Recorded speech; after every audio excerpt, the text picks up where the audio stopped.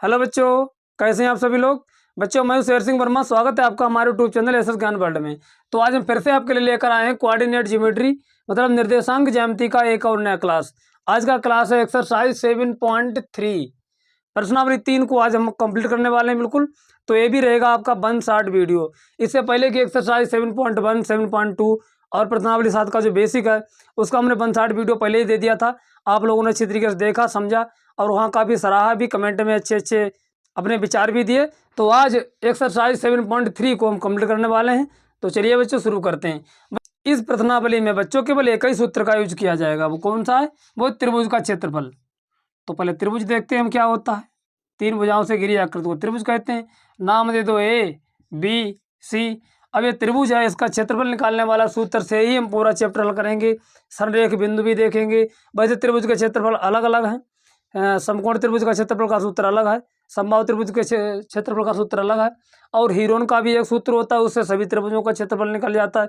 लेकिन यहाँ पर निर्देशांक दिए होंगे तो निर्देशांक ज्यामिति का एक अपना अलग फार्मूला है। क्या फार्मूला है? इसी फार्मूले से हम संरेख बिंदु भी देखेंगे, विभिन्न प्रकार के अलग अलग समस्याएं, अलग अलग सवाल प्रॉब्लम्स को हल करेंगे। तो देखो, पहले मान लिया कोई 3 बिंदु दिए गए हैं। क्या दिए गए हैं? 3 बिंदु कोई दिए गए हैं, ए, बी, सी। ये 3 बिंदु दिए गए हैं। तो इनका नाम दे दो। पहले एक का मान लो x1 y1 निर्देशांक है। अगले के हैं x2 y2 और सी वाले के हैं x3 y3। अगर ये 3 बिंदुओं का निर्देशांक दिए गए हैं, 3 बिंदुओं से कोई त्रिभुज बन रहा होगा वो तो बनेगा ही। अगर एक लाइन में है तो नहीं बनेगा। ऊपर नीचे आगे पीछे दाएं में कहीं भी है तो त्रिभुज जरूर बनेगा। अब इसी त्रिभुज का जो त्रिभुज बनेगा ए, बी, सी, इसका तुम्हें क्षेत्रफल ज्ञात करना है। तो बच्चों समझो, त्रिभुज का क्षेत्रफल का सूत्र होता है त्रिभुज, कौन सा त्रिभुज? यहाँ पर है त्रिभुज एबीसी। तो त्रिभुज एबीसी का क्षेत्रफल, सूत्र थोड़ा लंबा है लेकिन हम आपको अच्छी तरीके बताएंगे, अच्छी तरीके से तरीका बताएंगे, आप लोग अच्छे तरीके से याद कर लोगे, कभी भूलोगे नहीं। त्रिभुज का क्षेत्रफल देखो क्या होता है सूत्र, 1/2, 1/2। और यहाँ पर हम लिख लेते हैं x1, ब्रैकेट लगा लेते हैं, प्लस यहाँ लिख लेते हैं x2, ब्रैकेट लगा लेते हैं, प्लस यहाँ लिख लेते हैं x3। अब ब्रैकेट लगा लेते हैं और इस ब्रैकेट को, बड़े ब्रैकेट को बंद कर देते हैं। x1 bracket, x2 bracket, x3 bracket, मतलब x1 x2 x3 को पहले लिख लिया। अब जब x1 आया है, अब यहाँ पर देखो, एक हम यहाँ पर एक चक्कर ऐसे बना लेते हैं। मान लो कोई सर्किल यहाँ पर इस दिशा में कोई चल रहा है, तो एक यहाँ पर मान लो 2 और यहाँ पर मान लो 3, मतलब 1 2 3 इस तरीके से कोई चल रहा है। तो आपने 1 लिख लिया, अब क्या बचा? 2 3 बचेगा। आपने जब 1 लिख लिया तो 2 3 बचा। तो यहाँ पर अंदर ब्रैकेट में रहेगा बाई, ब्रैकेट से बाहर रहता है x। तो यहाँ पर बाई रहेगा। अब 1 तो लिख गया है, तो यहाँ पर लिखोगे बाई 2 माइनस बाई 3। ध्यान रखना, यहाँ पर 2 पहले है, जब 2 आ चुका है तो 3 और 1 बचा, तो बाई 3 माइनस बाई 1। अच्छा, अब आप x3 पे आ गए हो। यहाँ पर अब रहेगा by 1 minus by 2, by 1 minus by 2। समझो, यहाँ से हमने x1 x2 x3 को तो ब्रैकेट बाहर लिखा था, और जब x1 लिखा था तो यहाँ पर आ गए हो, अंदर वाला ये बचेगा बाई 2 माइनस बाई 3। अच्छा ठीक, x2 पे आ गए हो। अभी अब x2 को तुमने लिख लिया है, तो इसके अलावा बचा था बाई 3 माइनस बाई 1, वो लिखा था। अच्छा, फिर आप x3 पे आ गए थे यहाँ पर, तो इसके बाद बचता है बाई 1 माइनस बाई 2। तो इस तरीके से आपको सूत्र को याद कर लेना है। और अगर ये भी तरीका समझ में ना आया याद करने का, परीक्षा तक याद रखने का, तो समझो एक तरीका और समझ लेते हैं हम। 123 प्लस 231 प्लस 312, इस तरीके से। चाहो तो प्लस का चिन्ह हटा भी सकते हो। 123 231 312। इसमें से पहले वाला आपका रहेगा x x x x x x, बीच के जो रहेंगे वो बाई, बाद वाले रहेंगे बाई। पहला वाला यहाँ पर देखो, ये यहाँ पर ये पहले वाला है, ये पहला वाला है, ये पहले वाला है। 1 2 3 पहले वाला, ये रहता है x x। देखो x1 x2 x3। फिर रहता है 2 3, मतलब बाई 2 माइनस बाई 3, बचता है 3 1 बाई 3 माइनस बाई 1। फिर बचता है 1 2, मतलब बाई 1 माइनस बाई 2। तो ये सूत्र लगेगा आपकी एक्सरसाइज में। इसी से हम संरेखी बिंदु भी सिद्ध करेंगे। पूरे चैप्टर में विभिन्न सवाल अलग तरीके के हम इसी सूत्र हल करेंगे। आपको अच्छी तरीके से याद कर लेना है। अब कोई दिक्कत तो रही नहीं। वैसे एक और तरीका है, लेकिन हाँ, आप लोग समझदार हैं, आप लोग इतने सही समझ चुके हैं, तो आगे ज़्यादा बढ़ाने की बात कोई मतलब नहीं है, क्योंकि आप लोग समझदार हो चुके हो, सब अच्छे बच्चे हैं। तो समझ जाओगे। तो ये सूत्र लगेगा आपके एक्सरसाइज में। अब देखो संरेखी बिंदु, संरेखीय बिंदु या संरेख बिंदु कुछ भी कह लो। संरेखीय बिंदु क्या होता है भाई? बिंदु जो एक ही लाइन में हो, ऐसे बिंदु जो सभी एक ही लाइन में हो संरेखीय बिंदु कहलाते हैं। जो बिंदु एक ही लाइन में हो, एक ही रेखा में हो, वही तो कहलाते हैं संरेखीय बिंदु। संरेखीय बिंदु में कोई भी बिंदु लाइन से बाहर नहीं होता है, सब एक ही लाइन में होते हैं। समझो यहाँ पर मान लो कोई बिंदु एक है ए, यहाँ पर कोई बिंदु दूसरा है, यहाँ पर कोई बिंदु तीसरा है। अब यहाँ पर देख लो ऐसे करके, ए बिंदु है, नाम दे दो ए, यहाँ पर बी, यहाँ पर सी। संरेख होने का प्रतिबंध हमने आपको पहले भी समझा दिया था। हमने कहा था ए बी और प्लस बी सी बराबर होनी चाहिए ए सी। लेकिन हम जो चैप्टर पढ़ रहे हैं ये त्रिभुज का क्षेत्रफल वाला है, तो यहाँ से हम क्या करेंगे, इस सूत्र से दिखाएंगे संरेखी एक नहीं है। समझो, एक के निर्देशांक होंगे कोई x1 कामा y1, बी के निर्देशांक होंगे कोई x2 कामा y2, सी के निर्देशांक होंगे कोई x3 कामा y3। अब ये संरेख हैं, एक रेखा में है, कोई त्रिभुज तो बन नहीं रहा। त्रिभुज कब बनता है? त्रिभुज जब बनता है जब यहाँ समझो इस तरीके से कोई बिंदु यहाँ पर होता है ए, कोई बिंदु यहाँ पर होता बी, और कोई बिंदु मान लिया यहाँ पर हो जाता सी, अब बन जाता त्रिभुज। इस तरीके से एक रेखा में नहीं हो, जब एक लाइन में नहीं हो तो संरेखी बिंदु नहीं होते हैं, तब त्रिभुज बन जाता है। अब ये त्रिभुज बना है, इसमें कोई ना कोई क्षेत्रफल जरूर निकलेगा, क्योंकि बीच की एरिया गिर रही है, इसमें बीच का क्षेत्रफल कहीं गिर रहा है, फिर काय का क्षेत्रफल निकलेगा? बीच की एरिया नहीं गिर रही है, तो फिर जब ये संरेख बिंदु होते हैं तो बीच का क्षेत्रफल होता नहीं है। तो उस अवस्था में आप इसी सूत्र से क्षेत्रफल निकालोगे, वो 0 आना चाहिए। तो संरेखी बिंदु के लिए क्या होना चाहिए?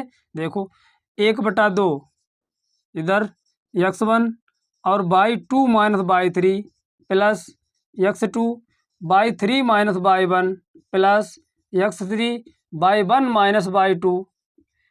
इन चीज़ों का मान क्या होना चाहिए? 0 होना चाहिए। मतलब क्षेत्रफल जब बन ही नहीं रहा है, जब त्रिभुज नहीं बन रहा है, क्षेत्रफल कहाँ से आएगा? तो ऐसी अवस्था में त्रिभुज का क्षेत्रफल जो है वो 0 होना चाहिए, और तब हमें पता लग जाएगा कि तीनों बिंदु संरेखीय हैं। इस सूत्र से आपने त्रिभुज का क्षेत्रफल निकाला, अब वो क्षेत्रफल आ गया 0, मतलब क्षेत्रफल हुआ ही नहीं, तो हमारे बिंदु संरेखीय होंगे। क्यों? क्योंकि जब त्रिभुज नहीं बन रहा है तो क्षेत्रफल कहाँ से आएगा? मतलब एक ही रेखा में बिंदु है। ठीक, बढ़िया, समझ गए हो।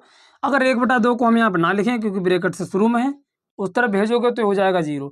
अब हम इसको इस तरीके से भी लिख सकते हैं, x1 इधर y2 minus y3 plus x2 इधर y3 माइनस y1 और प्लस x3, और इधर रहेगा y1 माइनस y2 और बराबर 0। क्योंकि 1/2 को इधर भेजोगे तो 0 बटा पहुँच जाएगा, वो तो 0 हो जाएगा। तो संरेख होने का प्रतिबंध आपको केवल इतने लगा देना है, इसी से पता लग जाएगा बिंदु संरेख है या नहीं है। सभी बिंदुओं के मान लगा दो इसी में, जो 3 बिंदु दिए होंगे यहाँ पर, इनके कोई अंक के मान दिए होंगे। अगर आपने मान लगाया बराबर में आ गया 0, तो हमारे बिंदु कैसे होंगे? संरेख होंगे। त्रिभुज का क्षेत्रफल ये सूत्र लिखा, बस इसी के प्रयोग द्वारा पूरा चैप्टर हमको हल करना है। अच्छा, इसके अलावा कोई तीसरा सूत्र लगेगा नहीं, लेकिन हाँ समस्याएं विभिन्न प्रकार की होंगी, सवाल अलग अलग तरीके के होंगे, तो अच्छे तरीके से इसको लिख लो, समझ लो, उतार लो, उसके बाद हम आपको आगे समझाते हैं सवाल सीधे। अब देखिए बच्चों, आपकी एक्सरसाइज का सवाल नंबर 1, इसमें क्या पूछ रहा है? उस त्रिभुज का क्षेत्रफल ज्ञात करो जिसके शीर्ष हैं, यहाँ पर देखो शीर्ष दे रखे हैं, जिसके 2 खंड हैं, तो शीर्ष पहले दिए हैं 2,3 माइनस 1,0 और 2,-4, ये त्रिभुज एक त्रिभुज के हैं। अगले त्रिभुज क्या है? -5, -1, 3, -5 और 5,2, ये दूसरे त्रिभुज के शीर्ष हैं। हमको क्या ज्ञात करना है? इन दोनों त्रिभुजों का क्षेत्रफल ज्ञात करना है। तो चाहे क्षेत्रफल इनसे बना लो या ना बनाओ, आप ऐसे x1 y1 छांट लो, वो आपकी इच्छा है। चलो हम आपको एक बार छटवा के दिखवा देते हैं, त्रिभुज भी बना के दिखवा देते हैं। बाकी सेकंड वाला सवाल हम लगवा देंगे फिलहाल, लेकिन आप लोग भी लगा सकते हो। कब? जब एक अच्छी तरीके से समझ लोगे तब। तो पहले तो अच्छी तरीके से समझो, वीडियो को स्किप नहीं करना है, वीडियो में लगातार बने रहना है। और हाँ, जो अभी तक अगर सब्सक्राइब नहीं किया तो सब्सक्राइब भी कर लो, और अधिक से अधिक लोगों को शेयर भी कर दिया करें। तो देखो यहाँ पर, तो पहला वाला है यहाँ पर सवाल, पहले का पहला है सोल्यूशन, पहले का सवाल पहला है। इसमें क्या है?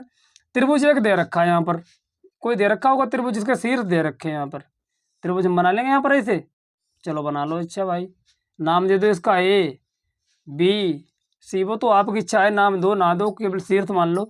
2,3 पहले वाले के हैं 2,3, बी वाले के हैं -1,0, -1,0, ये शीर्ष होते हैं, कोने कोने जहाँ पर 2 भुजाएं आपस में मिलती हैं वो शीर्ष कहलाते हैं। अच्छा, अगले वाले के हैं 2,-4, 2,-4, ये आपको त्रिभुज के शीर्ष मिल गए A B C। ठीक, अब यहाँ छाट लो, देखो ये x1/1, x2/2, x3/3, x1/1, x2/2, x3/3। अब इस तरीके छांट लो। अब देखो यहाँ पर पहले x1/1, x2/2 सब छांट लो, क्योंकि त्रिभुज का जब सूत्र लगाओगे क्षेत्रफल वाला तो फिर उसमें ये सब जरूरत पड़ती है। अब यहाँ पर चल समझो, x1 बराबर बच्चों क्या है, x1 बराबर है 2। अच्छा ठीक। और y1 बराबर क्या है, y1 बराबर है 3। आगे x2 बराबर छांट लो, x2 बराबर है -1। अच्छा y2 बराबर है 0। ऐसे ही x3 बराबर यहाँ से क्या है, x3 बराबर है 2, कामा y3 बराबर क्या है, तो y3 बराबर है -4। अब जिसकी ज़रूरत थी आपको, ये पहले वाले सवाल की बात हो रही है, जिसकी ज़रूरत थी आपको वो सब मिल गया है। आराम से आप क्षेत्रफल निकाल सकते हैं। तो लिखेंगे त्रिभुज का क्षेत्रफल, त्रिभुज का क्षेत्रफल। आपने यहाँ पर त्रिभुज क्या माना है, आपने माना है त्रिभुज ABC। तो त्रिभुज का क्षेत्रफल क्या होता है, ध्यान दो, 1/2, 1/2। और समझो पीछे पहुँचो, अगर याद किया है तब अच्छी तरीके से समझाया था। 1/2 देखो यहाँ से, फिर होता है x1 ब्रैकेट छोड़ दो अभी, तो y2 माइनस y3 प्लस यहाँ पर x2 के बाद क्या आता है, y3 आता है, y3 माइनस y1 प्लस अब आगे x3/1 माइनस y2। ये होता है त्रिभुज का क्षेत्रफल। अभी तो पीछे लिखाया था, अच्छी तरीके से आप लोग समझ के भी गए होंगे, हाँ ये भी आप याद भी कर लिया होगा। तो ये सूत्र होता है, बस इसी में आपको मान लगा देना है, आपको मिल जाएगा आराम से। अब देखो यहाँ गौर से, कतई बिल्कुल निगाह नहीं हटनी चाहिए, अच्छे तरीके से सब समझ पाओगे। 1/2, फिर तो अपने यहाँ पे अगला वाला जो सेकंड खंड है ये अपने आप खुद लगा लोगे, ये वाला बस ये पहले वाला समझ लो। तो 1/2 तो सूत्र वाला होता है, तो 1/2 यहाँ पर x1 का मान क्या है, 2 है, हमने यहाँ से 2 लगा दिया। अगले y2 का मान क्या है, 0 है, 0। अब ये माइनस सूत्र वाला है, माइनस लगा दो। उसके बाद y3 कहाँ मिलेगा, ये देखो -4 है, माइनस पहले और यहाँ से -4, तो 4, ये वाला सूत्र वाला माइनस और ये वाला माइनस हो जाएगा प्लस, तो 0 + 4 प्लस ये x2 का मान बोलो कितना है, x2 का मान है -1। अब x2 का मान -1 है, यहाँ पर है चिन्ह प्लस का, तो प्लस और माइनस हो जाएगा माइनस, और साथ में रहेगा 1 ब्रैकेट में y3 का मान है -4, वो लगा दो, माइनस y1 का मान कितना है 3 प्लस x3 का मान देखो 2, लिख लो, दो हमने 2 लिख लिए। अच्छा y1 का मान कितना है यहाँ पर 3 माइनस y2 का मान है 0। तो इस तरीके से और हमको उतार लेना है, लगा लेना सवाल को, बस केवल कैलकुलेशन बची है, वो कैलकुलेशन भी कर लेंगे। देखो 1/2 था, वो लिख लिया, और साथ में ब्रैकेट 2। अब 0 में 4 जोड़ दो, कितने रहेंगे, 4 में 0 जोड़ दो तो 4 ही रहते हैं, कितने रहेंगे, 4 रहेंगे ब्रैकेट में। अब माइनस का 1, अंदर देखो 4 3 7, लेकिन काय के साथ, माइनस के साथ, प्लस के 2, ये प्लस के 2 हैं, प्लस के 2, 3 में से 0 घटाओ कितने, 30 थोड़ी होंगे, वो तो 3 ही रहेंगे, तो हमने लिख दिया 3। अब ब्रैकेट बंद, तो बंद कर दिया यहाँ पर। आगे अब यहाँ से समझ लो, क्योंकि जगह इधर बहुत है, तो 1/2 जो था वो लिख लिया। अच्छा गुणा करा दो अंदर, 4 दूनी 8, ब्रैकेट के अंदर 8, और माइनस और माइनस प्लस, तो प्लस के साथ 7, प्लस के 7, अच्छा ठीक, प्लस 2 3 6, प्लस का आ गया 6, बस जोड़ दो इनको, 1/2 अंदर जोड़ दो, 8 और 7 15, 15 और 6 21, तो आपका जो क्षेत्रफल आया है तो 21 एकन 21 और बटा 2। चाहो तो आप काट कूट के भी ले सकते हो, ये बचेगा 10.5, कितना आएगा 10.5। इसको लिख लेंगे वर्ग इकाई, क्योंकि क्षेत्रफल हमेशा वर्ग में ही नापा जाता है, मापा जाता है, तो वर्ग इकाई। एक तो ये आपका आंसर आ गया। अच्छा उसके बाद अगर काटना चाहते हो तो काट लो, ये 21/2 था, इसको हम काट भी लेंगे।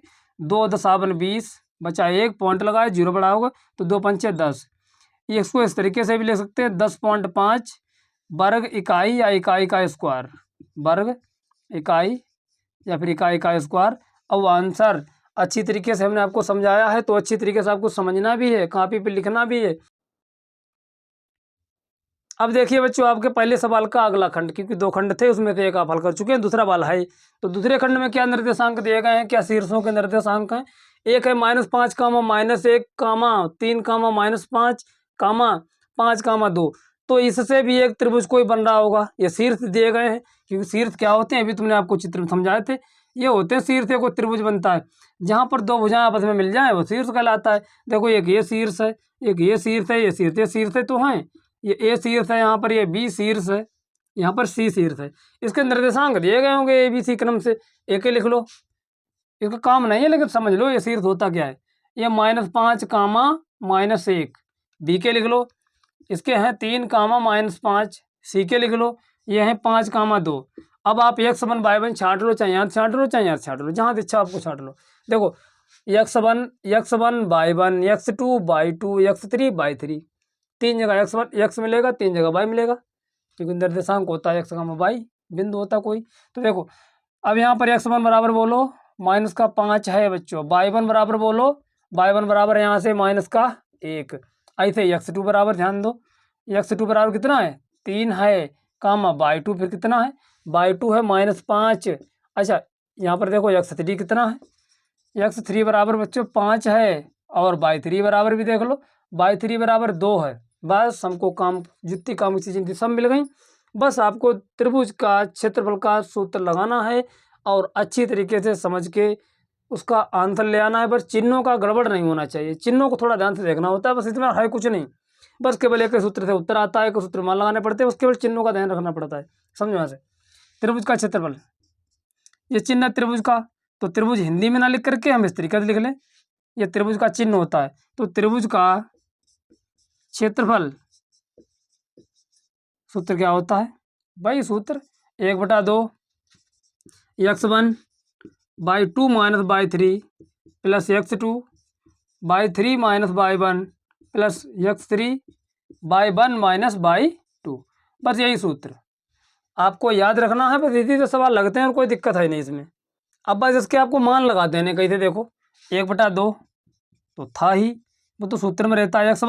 x1 का मान बोलो -5, x1 का मान है -5, ब्रैकेट लगाओ, y2 का मान ध्यान दो, y2 का मान है -5 और -y3 का मान लगाओ 2, y3 का मान है 2 प्लस x2 का मान कहाँ गया, ये है 3, ब्रैकेट लगा दो, y3 का मान कितना है 2 है, माइनस ये सूत्र वाला माइनस y1 का मान लगा दो, y1 का मान है -1, अब माइनस, अब ये वाला सूत्र वाला माइनस, ये हो तो हो जाएगा प्लस। अच्छा ठीक, प्लस x3 कहाँ गया, x3 ये है 5, ये मान लगा दिया, y1 का मान लगाओ, y1 का मान है -1 माइनस y2 का मान लगाओ, y2 कितना है 5 है, लेकिन काय का है माइनस का है, और माइनस सूत्र में आता है तो माइनस माइनस प्लस, प्लस का कितना हो जाएगा 5। बस इसी को आपको हल कर लेना है, कैलकुलेशन कर लेनी है, बस यही आंसर हो जाएगा जो भी आएगा। पहले हल कर लो, 1/2 बच्चों 1/2 आया यहाँ से, अंदर देखो -5, पहले ब्रैकेट अंदर वाला हल करोगे उसके बाद में बाहर वाला, ताकि हमारी 1-2 लाइनें जो घट जाएं, सवाल में गलत होने के चांसेस कम हो जाएं। 5 और 2 7 माइनस के अंदर रहते हैं, प्लस के 3 अंदर देखो 2 1 3 प्लस के 5 में से एक कितने बचे 4 बचे, बड़ा ब्रैकेट लगा दो भाई। ठीक, तो 1/2 अंदर देखो 7 पंचे 35, 7 पंचे 35, चिन्ह देख लो, माइनस माइनस का हो जाएगा प्लस का 35, अरे प्लस का है तो उसको क्यों लिखें, तो पैसे रहेगा प्लस, 3 3 9 प्लस के, अच्छा 20, फिर 5 चकू 20, ये 20 अलग से लिखा, ब्रैकेट लगा देते हैं, उसके बाद यहाँ से देखते हैं आगे। देखो समझो, देखो 1/2 आया था, ये क्या 1/2 आया था, ये आया था त्रिभुज का क्षेत्रफल, त्रिभुज का क्षेत्रफल कितना आया था, एक तो 1/2 शुरू में रहता है। अच्छा उसके बाद ये 35 अब 20, 35 20 कितने हो गए 35, 10 45, 10 55, अब प्लस के एक चीज़ बची थी, अभी 9 बचे थे, प्लस 9, अब कितने हो गए 1/2, ये 55 9 बताओ 64, मतलब 64 एकन 64, 64 एकन 64/2। अब ये काट दो, किससे कटेंगे 2 एकन 2, ऊपर 2 3 6, तो 2 दूनी 4, कितना आया, ये आया है 32, क्षेत्रफल कितना आया 32। लेकिन क्षेत्रफल का मात्रक क्या होता है, मात्रक किस में मापते हो, वर्ग सेंटीमीटर, वर्ग मीटर, वर्ग मिलीमीटर, वर्ग किलोमीटर, ये तो होता है, लेकिन यहाँ पर दूरी को देने रखी है, तो हम यहाँ क्या लिख देंगे सीधे वर्ग इकाई, वर्ग इकाई, ये मात्रक तो हमें पता ही नहीं है तो वर्ग इकाई लिख दो, बस यही आंसर इतना भी लिख लो, अच्छी तरीके से समझ गए होगे, उतार लो, उसके बाद अगला देखते हैं। अब देखते हैं बच्चों आपकी एक्सरसाइज का अगला सवाल। निम्नलिखित में से प्रत्येक में के का मान ज्ञात कीजिए ताकि तीनों बिंदु संरेखी हों। ये 3 बिंदु दिए गए हैं, खंड इसका पहला है दूसरे वाले का, 7, -2, 5, 1 और 3, के। इसमें से हमको के का मान ज्ञात करना है और शर्त पहले दे रखी है कि तीनों बिंदु कैसे हैं, संरेखी हैं। और जब तीनों बिंदु संरेखी होते हैं तो उस अवस्था में त्रिभुज का क्षेत्रफल बनता है, कुछ नहीं बनता है। क्षेत्रफल क्या हो जाता है, 0 हो जाता है। तो चलिए, संरेखी होने का प्रतिबंध भी हमने आपको शुरुआत में बताया था, वही ध्यान से देख लो। पहले x1 x2 y1 जो छांट लो यहाँ से। देखो इसमें x1 बराबर क्या है, 7 है। अच्छा, y1 बराबर फिर कितना है, -2। यार देखो x1 तो हो चुका है, x2 है 5, कामा अब यहाँ से y2 है 1। अच्छा, उसके बाद x3 कितना है, वो तो 3 ही है, कामा y3 कितना है, वो के। अब बिंदु संरेखी हैं, बिंदु जब संरेखी हैं तो तीनों बिंदुओं का क्षेत्रफल क्या होना चाहिए, 0 होना चाहिए। तो कैसे देखो, संरेख हैं तीनों बिंदु, कैसे हैं, संरेख या फिर संरेखी हैं। क्या संरेख हैं, बिंदु, तो यहाँ लिख लेंगे बिंदु संरेख हैं। तब क्या होता, तब क्या शर्त होती है, x1 और y2 minus y3 plus x2 y3 minus y2 y1 plus x3 और y1 माइनस y2। अब बराबर में क्या होना चाहिए, 0 होना चाहिए। अगर बिंदु संरेखी हैं, बिंदु संरेख हैं, तब x1 y2 minus y3 x2 y3 minus y1 x3 y1 minus y2 बराबर 0 होना चाहिए। ये उस समय होना चाहिए जब बिंदु कैसे होते हैं, संरेखी होते हैं, संरेख होते हैं। बस इनके सबके मान लगा दो। x1 का मान ध्यान दो 7 है, y2 का मान 1 है, y3 का मान ये तो के ही है, प्लस x2 का मान देखो 5 है, y3 का मान के है, माइनस y1 का मान ये माइनस का 2 है, माइनस सूत्र वाला है तो हो जाएगा प्लस का 2, प्लस x3 का मान 3 है और ब्रैकेट लगा दो यहाँ पर। y1 का मान माइनस का 2 है, माइनस सूत्र वाला y2 का मान 1 है और बराबर 0। आगे यहाँ समझ लो, देखो क्या करते हैं, यहाँ पर अंदर गुणा करा दो, 7 एकन 7 माइनस 7 की जब के से गुणा कराओगे हो जाएगा 7 के। अच्छा, प्लस 5 की के से गुणा कराओगे हो जाएगा 5 के, अब प्लस 5 दूनी 10 प्लस अंदर देखो 3 लिखे हैं और 2 में से 1 घटा दो, मतलब 2 माइनस के हैं, माइनस का 1 है तो माइनस के हो गए अंदर, माइनस के 3 और बराबर 0। देखो 7 के और 5 के इनमें से घटा दो, कौन सा किस में से घटाओगे, 5 के में से 7 के घटा, उस पर माइनस लगाए तो बचेंगे माइनस के 2 के। अच्छा, उसके बाद अंक देख लो, 10 और 7 कितने हो गए प्लस के, ये हो गए प्लस के 17।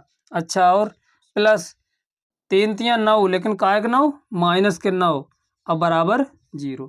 उसके बाद यहाँ से भी देख लो इसे, 2 के काय के हैं, 2 के ये माइनस के 2 के हैं। अच्छा, और 17 में से 9 का कितने बचे, 8 बचते हैं, कितने बचते हैं, 8, काय के 8 प्लस के 8 बराबर 0। ठीक, माइनस के 2 के, अब 8 को उधर भेज दोगे तो माइनस के 8, माइनस माइनस कैंसिल, तो के बराबर 8। अब 2 को ले आओ बटे में, तो 2 एकन 2, 2 चौक 8, तो यहाँ से आपका के बराबर कितना मिला है, 4। तो के बराबर 4 मिला है, यही आपका आंसर। चाहो तो आप इसका अगला खंड खुद स्वयं लगा सकते हो, लेकिन चलो हम लगवा देंगे, फिलहाल इतना पहले लिख लो।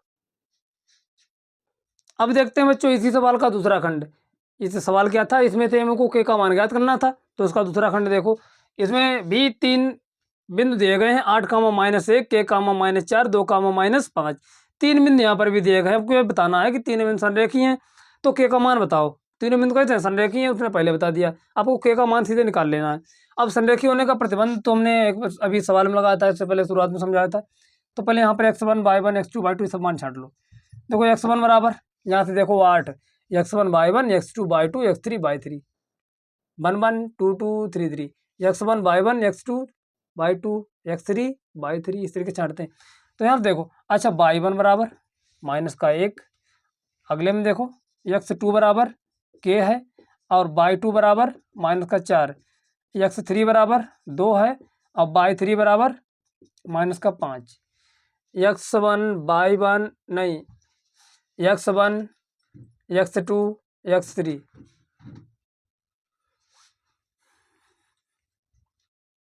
माइनस का 5। अब आगे देखो यहाँ से बस संरेखी होने का प्रतिबंध का सूत्र लगा दो। बिंदु संरेखी हैं, बिंदु कैसे हैं, संरेखी हैं। अच्छा ठीक, जब बिंदु संरेखी हैं तो बढ़िया बात है।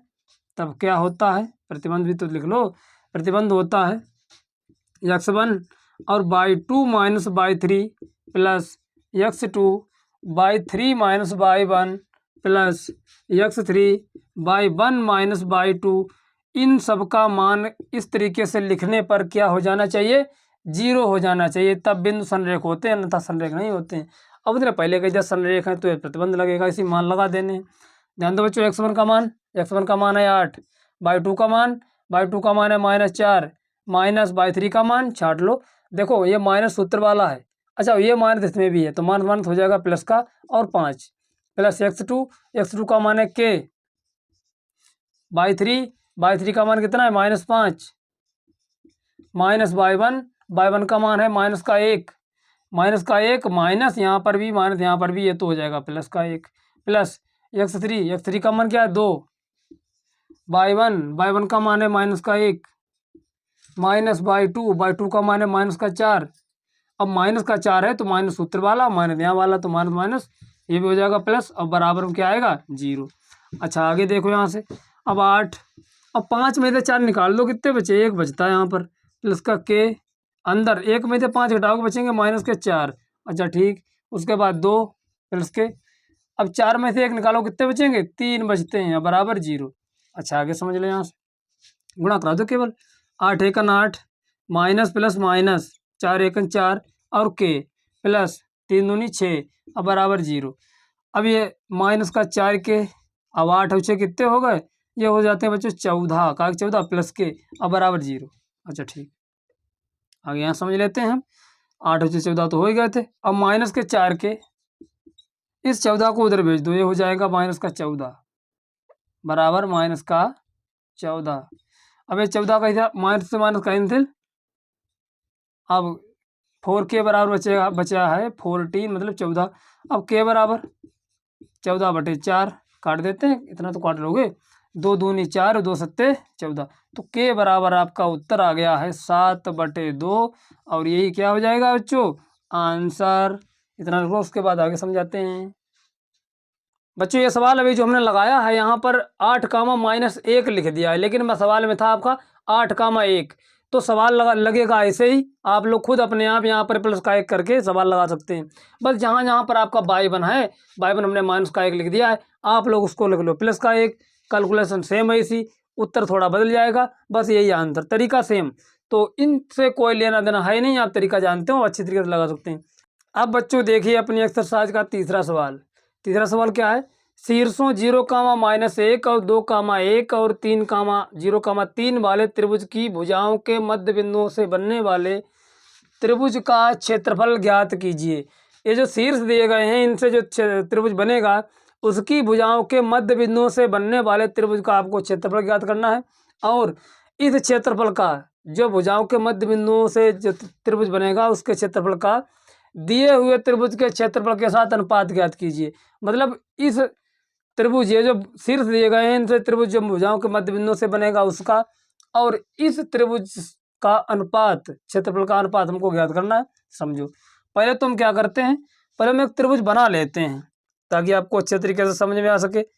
वैसे तो मध्य बिंदु वैसे निकाल सकते हैं, आप लोग समझ भी सकते हो, लेकिन इस तरीके से और बड़ा अच्छा समझ में आएगा। एक त्रिभुज बना लो आप, आपने त्रिभुज ऐसा बना लिया, नाम दे दो, यहाँ पर नाम दे देते हैं ए, यहाँ पर नाम दे दिया बी, और यहाँ पर नाम दे दिया सी, इसका नामकरण कर दिया। शीर्ष का नाम दे दो 0, -1, 0, बी का नाम दे दिया 2, 1, सी का नाम दे दिया 0, 3, 0, 3। अब क्या करोगे, इसका मध्यबिंदु निकालो, मध्यबिंदु निकाल लोगे, ए बी सी, ये 3 इसका नाम शीर्ष दिए गए, इनका मध्यबिंदु निकालोगे।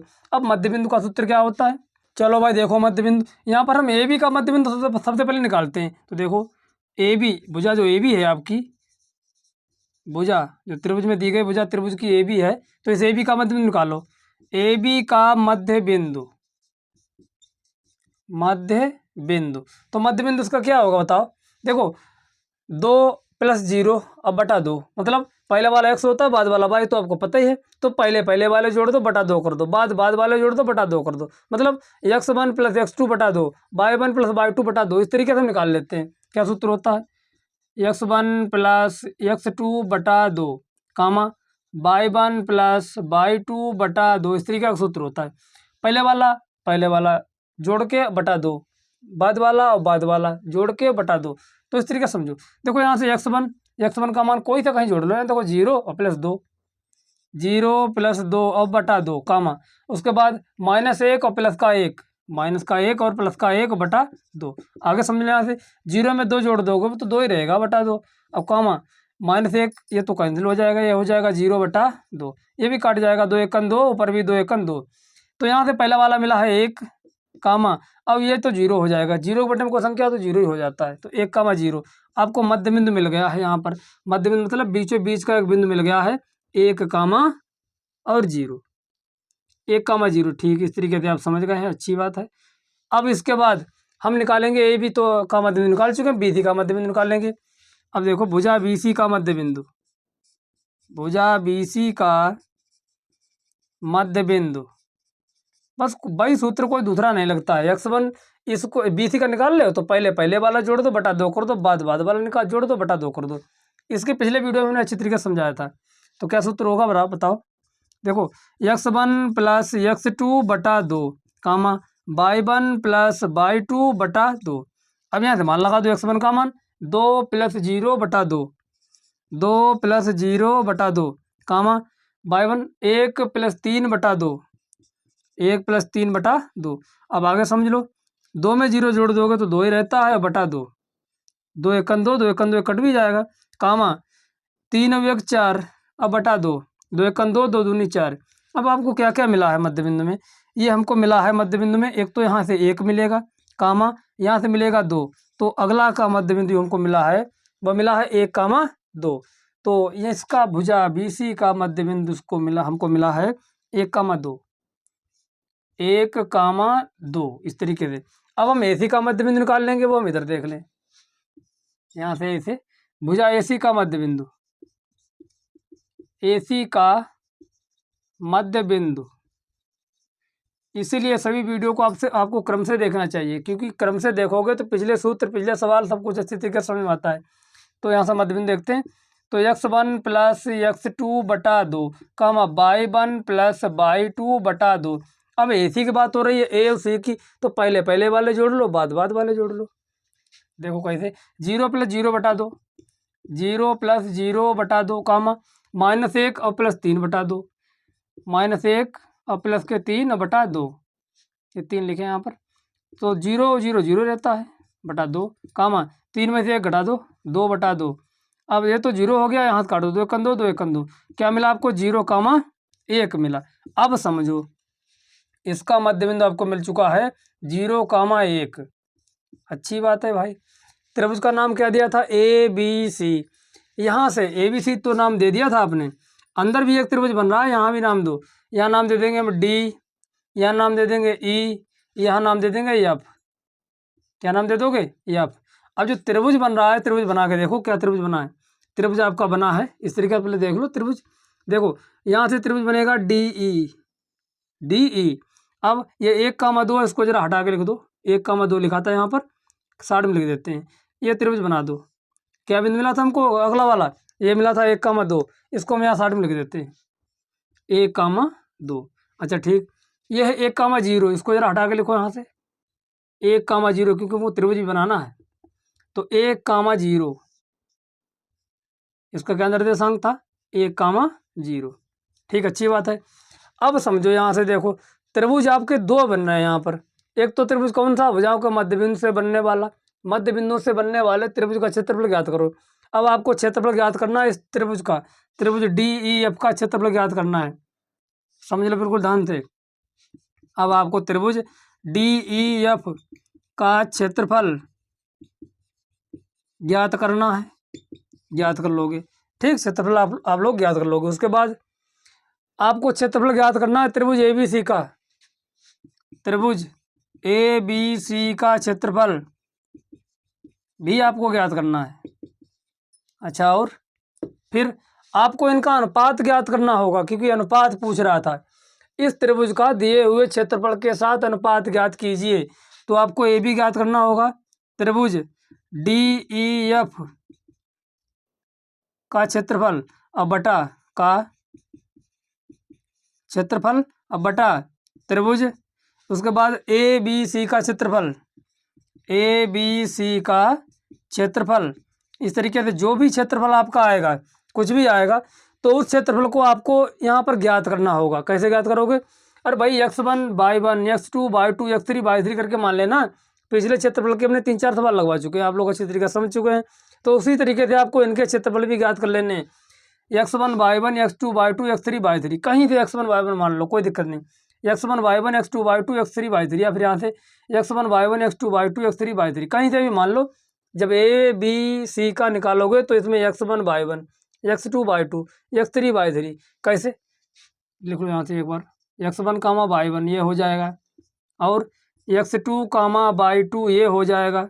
अच्छा, अगला x3 कामा y3 ये हो जाएगा। अच्छा ठीक, उसके बाद इसका क्षेत्रफल निकाल लोगे, फिर अंदर वाले का निकाल लेना। इस तरीके से निकालने के बाद इस तरीके से आपको लिखना है। तो ये आपका आना चाहिए 1/4। कितना आना चाहिए? 1/4।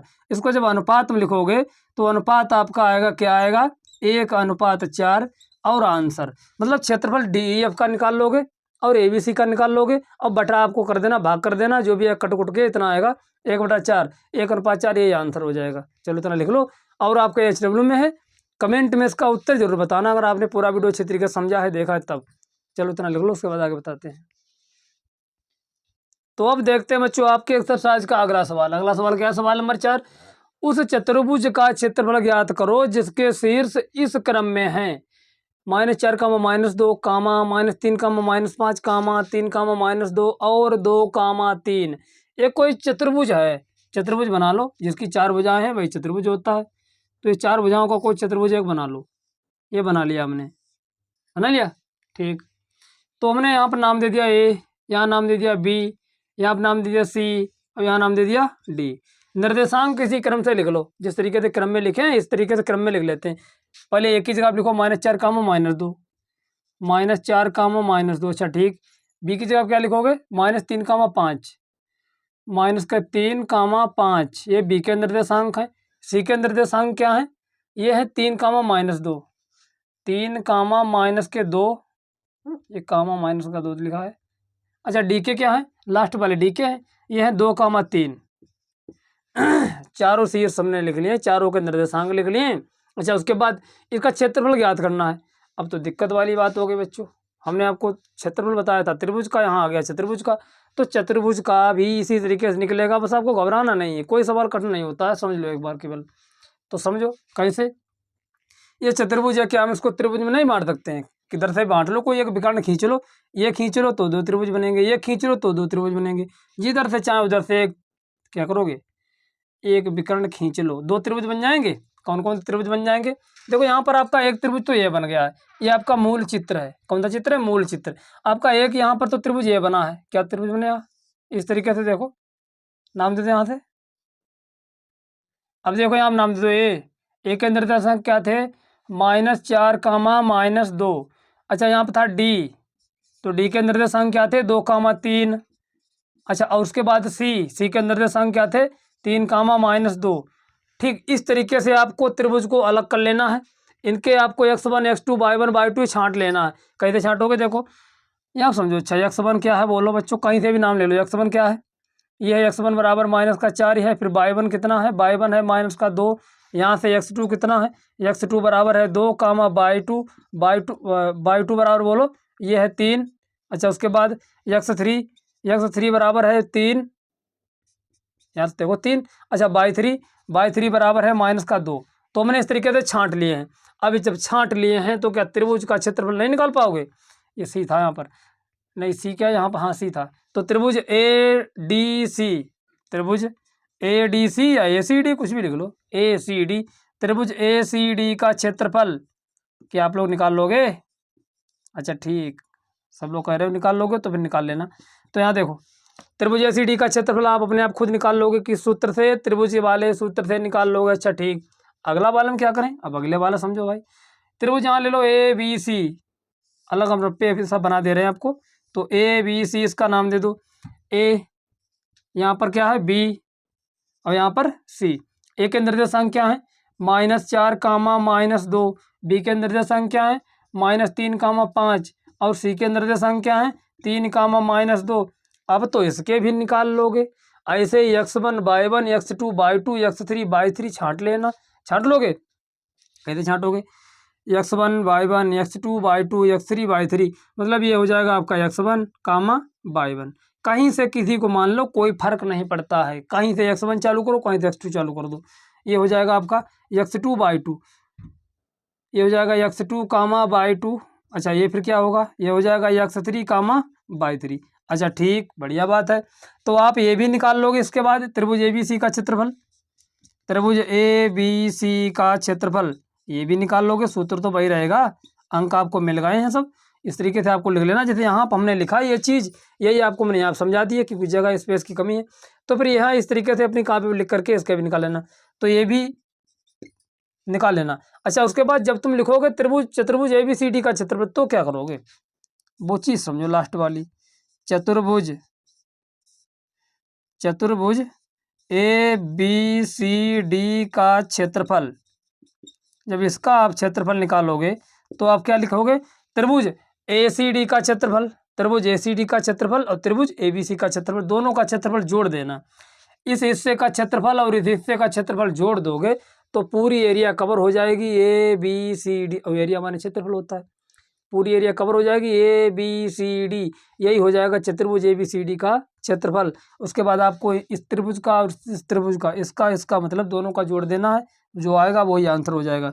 तो त्रिभुज ए सी डी का क्षेत्रफल, ए सी डी का क्षेत्रफल, अच्छा प्लस त्रिभुज ए बी सी का क्षेत्रफल, त्रिभुज ए बी सी का क्षेत्रफल, इस तरीके से आपको निकाल लेना है। जो उत्तर आएगा वही हो जाएगा आपका चतुर्भुज ए बी सी डी का क्षेत्रफल।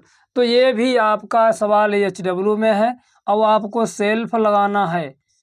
उसके बाद इसका उत्तर आपको कमेंट में बताना है ज़रूर। अगला देखो, त्रिभुज के शीर्ष इस प्रकार हैं, यहाँ पर एक त्रिभुज दे रखा है, त्रिभुज के शीर्ष इस प्रकार है। जैसे इस सवाल को जो है विस्तार में लिखा गया था, हमने इसका जो मुख्य चीज़ जो पूछ रहा है वो लिख दी यहाँ पर। उसमें तो लिखा था कक्षा 9 में आपने पढ़ा था, एग्जाम्पल ये है, वो थ्योरी काफ़ी लिखी थी, तो वो छोड़ो। जो पूछ रहा है लास्ट वाला वो चीज़ समझो क्या पूछ रहा है। त्रिभुज के शीर्ष इस प्रकार हैं, ए बी सी, 3 शीर्ष हैं, 4 कामा -6 और बी 3 कामा -2, सी 5 कामा 2।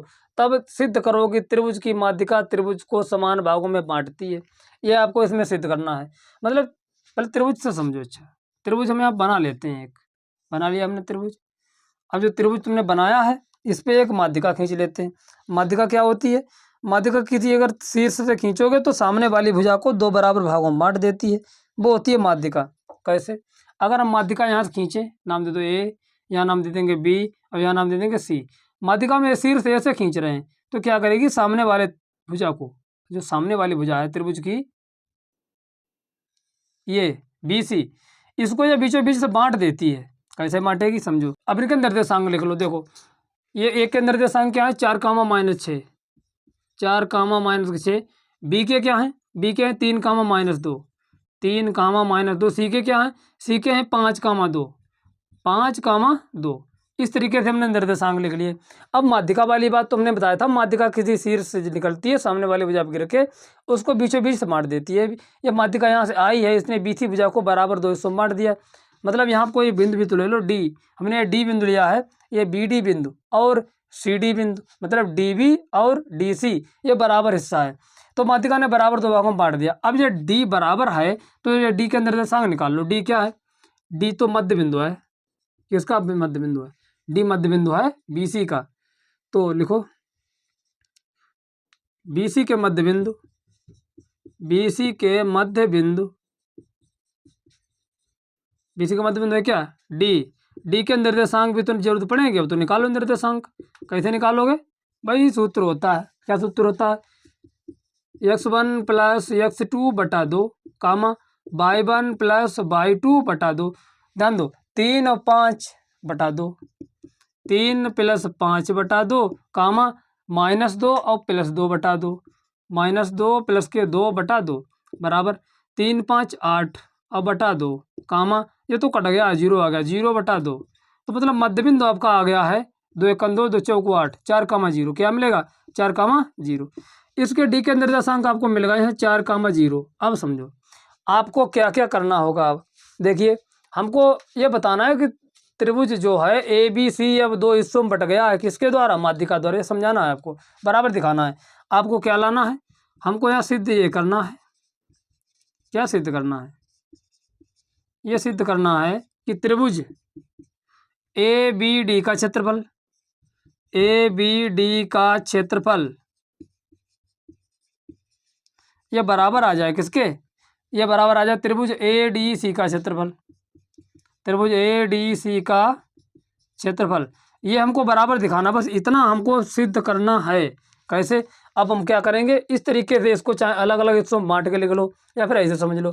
देखो इस तरीके से बांट के लिख लेते हो तो ज़्यादा अच्छा रहेगा। फिर आपको क्षेत्रफल निकाल लेना, अब फिर इसमें रख देना। अगर बराबर क्षेत्रफल आते हैं तो आपका सवाल सही लगा है, अगर बराबर नहीं आते हैं तो आपका सवाल थोड़ा कहीं भी गलत हो गया है। तो समझो A D C A D B, हम इस तरीके से त्रिभुज हमने बनाया था, उसके निर्देशांक लिख लो। यहाँ पर क्या है, यहाँ पर ए है, अब यहाँ पर डी है, अब यहाँ पर बी है। ए के निर्देशांक क्या है 4, -6, डी के क्या है 4, 0, सी के बी के क्या है 3, -2। ठीक है, अच्छा बात, बढ़िया। उसके बाद अगला वाला त्रिभुज भी लिख लो, बना लो। अगला त्रिभुज आपने क्या बनाया इस तरीके से, इसके निर्देशांक लिख लो ए बी और सी। ए के निर्देशांक है 4, -6, बी के निर्देशांक है 3, -2 और सी के निर्देशांक नहीं 3, -2 नहीं होंगे, क्योंकि यहाँ पर डी बनेगा। यहाँ पर क्या बनेगा, यहाँ पर बनेगा D, A D C, A D C. तो यहाँ पर डी के निर्देशांक देखो 4, 0, उसके बाद सी के निर्देशांक 5, 2। तो इस तरीके से आपको इसका क्षेत्रफल और उसका क्षेत्रफल निकाल लेना। अब वो शून्य आपका आना चाहिए, क्या आना चाहिए, शून्य आना चाहिए। तब आपका सिद्ध हो जाएगा कि त्रिभुज की माध्यिका त्रिभुज को दो बराबर हिस्सों में बांट देती है। तो बच्चों ये भी सवाल आपके लिए कहाँ है, HW का है। किसका है, HW का है।